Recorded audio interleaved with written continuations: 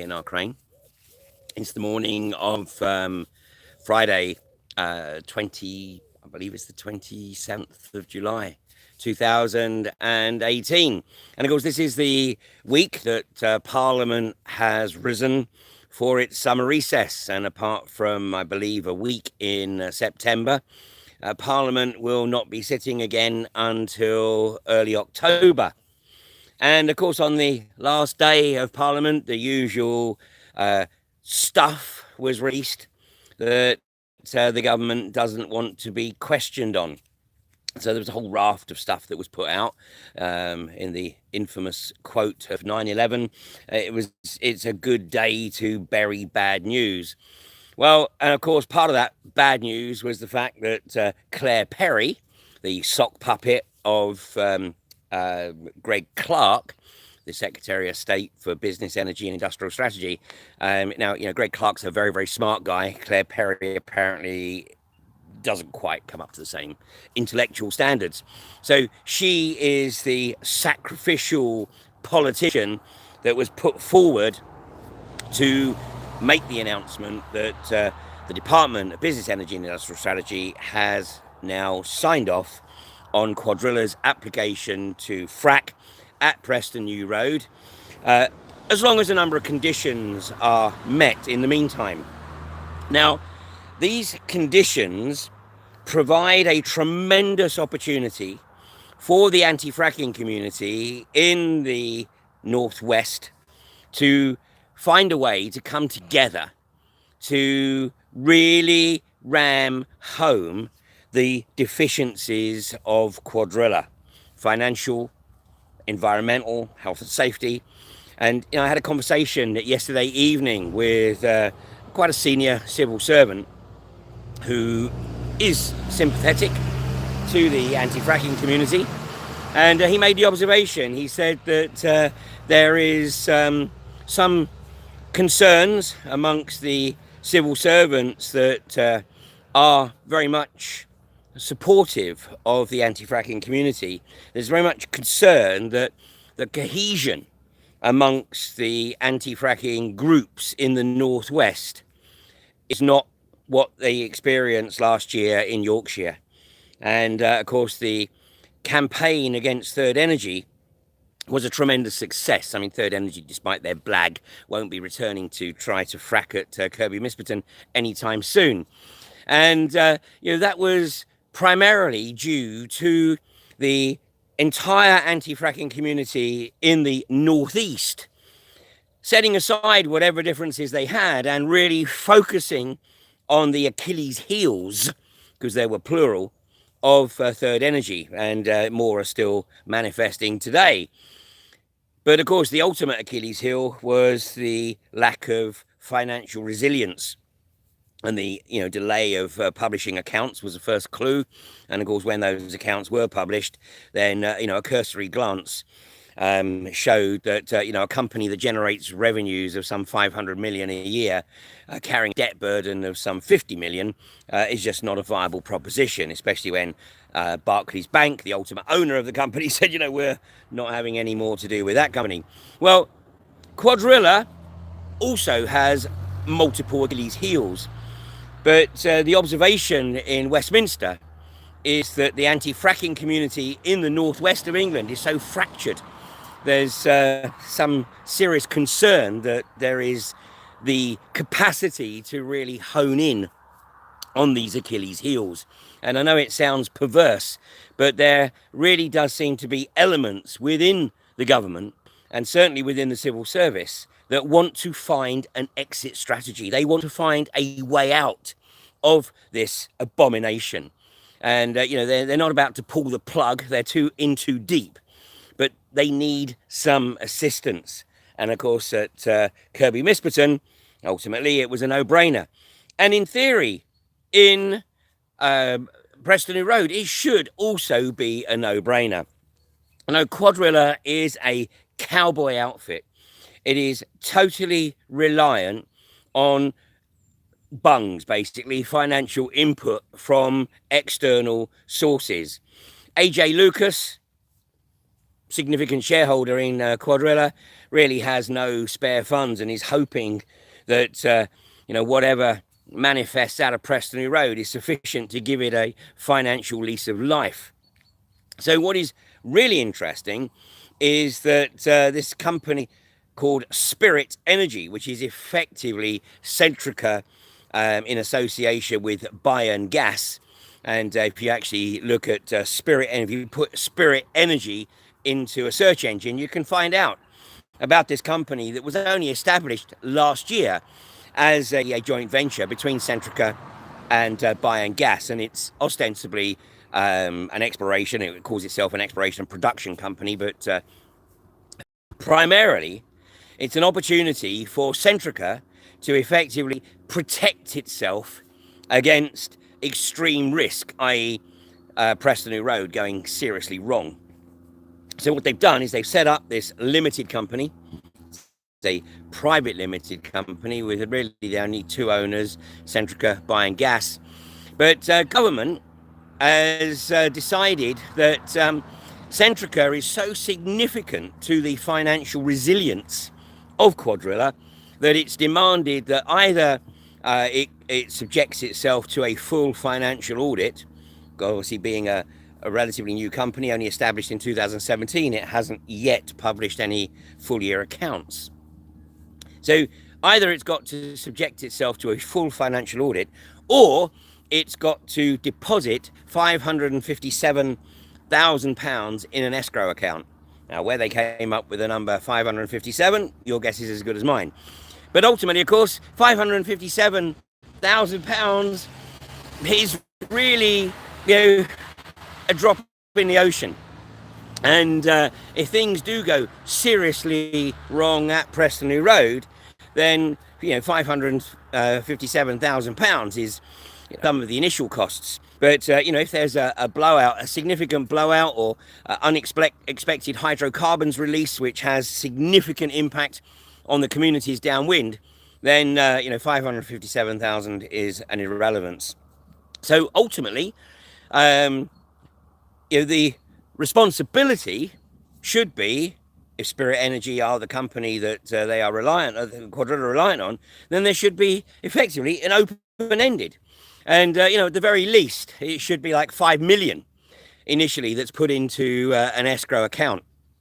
So, there's a lot of pressure that can be put to bear here on the Department of Business, Energy and Industrial Strategy to explain how they came up with £557,000, how that £557,000 would be used in the event of a significant negative event, such as a blowout or significant hydrocarbon release occurring at Preston Road. Now, this is a company that, Quadrilla, blags in its annual report about its commitment to health and safety. But, these statements in annual reports are simply there to sort of placate the shareholders and investors. They are palliatives. They are palliatives that are written with the fingers very much crossed behind their back, because they know damn well that they do not have the appropriate policies, practices and procedures in place to protect against these disasters. They don't have the experience, so half the time they don't really know what they're looking for anyway. So, what has also been established beyond any reasonable doubt is that Quadrilla have not really given any thought to emergency response. They have only had cursory discussions with the emergency services, and it seems to be the attitude of, don't worry about it, it's not going to happen, or, well, you know what, we'll worry about that when it happens, but let's not worry people too much. Let's again keep the fingers crossed and just hope to goodness that everything works as we expect it to. Well, that's what happens in the US, and there's a lot more experience of this process in the US, but there is a remarkable regularity of blowouts and unexpected, unplanned hydrocarbon releases into the atmosphere. So, when Lancashire Fire and Rescue Service were pushed on what they were doing in liaison with Quadrilla, in liaison with the local authority, in liaison with local schools about emergency planning. They basically said, well, what? It's not really our responsibility, nothing to do with us. And if the schools want an evacuation plan, well, it's up to them to put it in place. So 3,000 some young people being educated within a mile or so downwind of Quadrilla's Preston New Road well site. And yet again, this is a classic indication that the attitude in Westminster is, hey, it's only the Northwest. And as George Osborne's father-in-law famously said some 5 years ago now, let's not frack the South. Let's not worry about the South. Let's fracture the desolate Northeast. And then, of course, the following day, once it was pointed out that actually the target at that time was actually not in the Northeast, but in the Northwest. So the following day in the Lords, he said, well, actually, I made a bit of an error. I didn't mean the desolate Northeast. I meant the desolate Northwest. Well, of course, those of us who, really love this part of the country, the north of England, know fine well that it's anything but desolate. It's stunningly beautiful. But, was Lord Howell actually making a prophecy? Because if this industry does become established, then it would almost seem that the primary objective is effectively to create desolation across the north of England, forcing people perhaps into the cities and off of the land in the rural areas. Now, who could ever believe that that is a genuine intent? Unless, of course, you happen to be familiar with the musings of Agenda 21 or Agenda 2030. But, of course, that would just be rampant conspiracy, wouldn't it? So, Quadrilla have stated themselves that they are looking to establish anything between 80 and 120 pads just across the pedal over the Fylde Peninsula. And if you extrapolate that right across the north of England, then potentially you are looking at thousands of pads, each with multiple vertical shafts, and each vertical shaft with multiple horizontal shafts. You are looking at not just millions, but billions of gallons of fresh water being consumed to effectively transport the chemicals and the propellant into the geology, to open up the geology, to allow the hydrocarbons to flow. And all of this coming, of course, at a time, now I know we had a bit of rain last night, but coming at a time when United Utilities are on the cusp of implementing a hosepipe ban. And as I said a couple of days ago, the absurdity of this, when you look at what the CEO and the senior executives of United Utilities and the other water companies have paid themselves, what it is that they've paid out in dividends to shareholders, whilst allowing the infrastructure of the utility to just fall into total disrepair. This is either incompetence of the highest magnitude or a deliberate game plan. So, from my perspective, this is a classic prima facie case for the nationalisation of the utilities, because it's very clear that the corporatists are driven by a single motivation, and that is greed. Greed, greed, and more greed. And of course, what they rely on is the population of the country basically to be so busy trying to keep a roof over their head and food on the table that even if they have the inclination to try and challenge this outrageous corporate agenda, then they don't have the time to do it. But those of us that do have the time, those of us that have created the time to do something about this, and of course, if anyone's got even an hour or two to spare, then it can always be put to good use. And right now in the northwest of England, somehow over the next few weeks, it's absolutely crucial that the community finds a way to come together. And this may mean literally pushing the disruptive elements to one side and just ignoring their bile and their rants and just leaving them to their own, narcissism. But what is necessary is to pick up on the crucial work of the likes of Benjamin Dean and Helen Chunso. And, there are others who are really picking up on this in the Fylde area. And there are others who are saying, no, don't do that. Just come down on a Wednesday and let's just walk along for 15, 20 minutes and that will be fine. And of course, that plays right into the industry's hands. It's time to identify what is going to be truly meaningful in terms of opposing this abomination. Now, it's not over yet.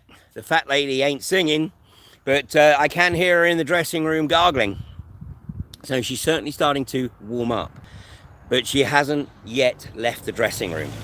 So, there is still time here, but the crucial element is whether or not the anti-fracking community, particularly in the northwest of England, can find the cohesion that led to the phenomenal success in East Yorkshire in 2015 and in North Yorkshire in 2017 and early this year, 2018. Can the Northwest come together in the same way? Can they find the unity to focus on the Achilles heels of Quadrilla and the government strategy? Or are they just continue to bitch and moan and whinge and argue and basically do nothing of any significance? Because unfortunately, that's the fact of the situation right now. So, we're coming to the weekend. I'm certainly not going to be doing a morning broadcast every morning during the summer. Maybe just one or two a week. I'll certainly try and do one on a Friday to sum up. But it is a crucial time, and it's a time for perhaps stepping back and reflecting on how we individually and collectively can best use our time, our energy, the resources that we have access to really put the nails in the coffin of this industry. So I'll leave it there for this week. Have a great weekend, and let's really focus. We are on the cusp of a massive victory here. There are elements within the government and within the civil service that are rooting for us. And in many ways, if you look carefully, they are giving the anti-fracking community some gifts to work with, to try and get the stick of dynamite under communities and say, my goodness me, what does it need to actually wake you up? Permitted development, my God, we're telling you that, unless you actually get involved and start to participate in the process, then you don't deserve to be involved, and we're just going to take it away and make decisions at central government level. That's a one-dimensional way of looking at it. Maybe there's another objective here, and maybe that's the one that we have to latch on to. So we're a week away from the hosepipe ban in the northwest of England. I don't think even a few more showers such as last night are going to make too much difference there. The long-range forecast is that the heat wave is going to continue, not just in the UK, but right across the northern hemisphere, well into August.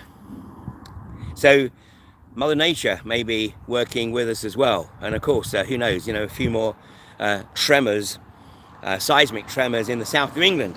And maybe that will also serve to get the British government to recognise that they can no longer just bury their heads in the sand and deny that there is any possibility of any relationship between those seismic events and the activities of UCOG and Angus Energy at Horse Hill and Brockham respectively, and put a moratorium in place on the extraction of unconventional hydrocarbons in the south of England until such time as it can be determined precisely what is responsible for triggering these 10 so far seismic events since the April, the first in over 50 odd years or so for the country. So once again, ultimately, it's down to each and every one of us. And we can either choose to work together, to work as a collective, and even if we don't necessarily totally agree with each other on every aspect of the campaign, but at least to maintain our attention on the real issues as opposed to turning on each other. So have a great weekend, and I'll catch you with you at some point next week. You take care now.